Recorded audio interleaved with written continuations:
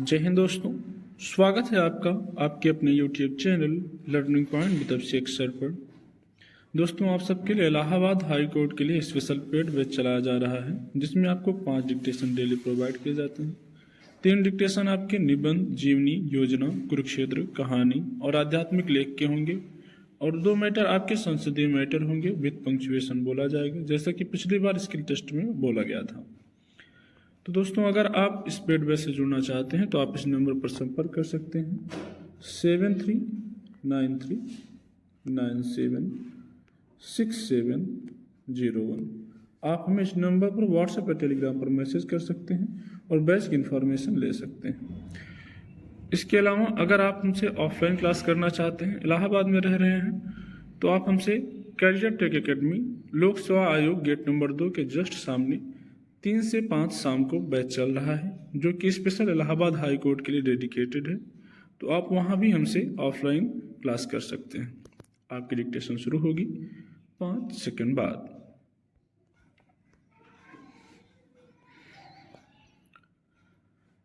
आजकल एक प्रवृत्ति में तेजी से बढ़ोतरी देखी जा रही है कि सब जल्दी में होते हैं। हर व्यक्ति अपना काम जल्दी में कर लेना चाहता है, पर वह यह नहीं जानता कि जैसे अन्य बाजियां हैं, ठीक वैसे ही ये जल्दबाजी भी एक बाजी होती है, जिसे शतरंज में चाल कहते हैं। सीधे सरल शब्दों में खेल करतब कहकर इसको बिसरा दिया जाता है, पर जल्दबाजी कभी छोड़ी नहीं जाती, क्योंकि इसे आदत और फितरत में जोड़ लिया गया है। भले ही किसी को बुरा लगे, छोटे बच्चों से अक्सर सुना जाता है कि माफ कीजिएगा पिताजी, थोड़ी जल्दी में था इसलिए गलती हो गई। यानी किसी भी भूल चूक के होने पर अक्सर उसका मूल कारण जल्दी को माना जाता है। अगर जल्दी ना की गई होती तो यह अंजाम देखना ना पड़ता। मसलन, अगर जल्दबाजी में बच्चे ने परीक्षा दी होती, प्रश्नों के उत्तर में जो लिख दिया उसे एक बार पढ़ लिया होता तो परीक्षा में और अच्छे नंबर आ जाते।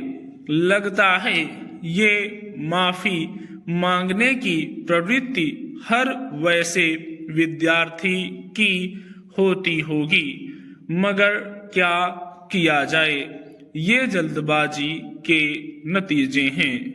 ना जाने कौन सी जल्दी होती है लोगों को, या फिर कौन सी गाड़ी छूट रही होती है। यह भी ध्यान रखने की जरूरत है कि जल्दबाजी और जल्दी दोनों अलग अलग हैं। दोनों के बारे में पहले समझना होगा। अगर हम सुबह जल्दी उठते हैं तो दिन भर के काम करने के समय में इजाफा होता है। इसे इस उदाहरण से भी समझा जा सकता है कि जैसे एक व्यक्ति भोर में 5 बजे और दूसरा व्यक्ति 7 बजे उठता है, बाद में उठने वाला 2 घंटे देर से उठने के कारण अपने निजी काम को जल्दबाजी में निपटाएगा, तो कुछ काम अगले दिन के लिए टाल देता होगा या कुछ काम भुला दिए जाते होंगे। जिंदगी की इस भूल भुलैया को जल्दबाजी की परिणति कहेंगे। अगर ये कहें कि जल्दबाजी समाज की एक बड़ी बीमारी है, तो कोई अतिशयोक्ति न होगी। जगह जगह होने वाली छोटी बड़ी दुर्घटनाएं आमतौर पर जल्दबाजी के कारण ही होती हैं, भले ही आरोप प्रतिरोप थोप दिए जाते हों।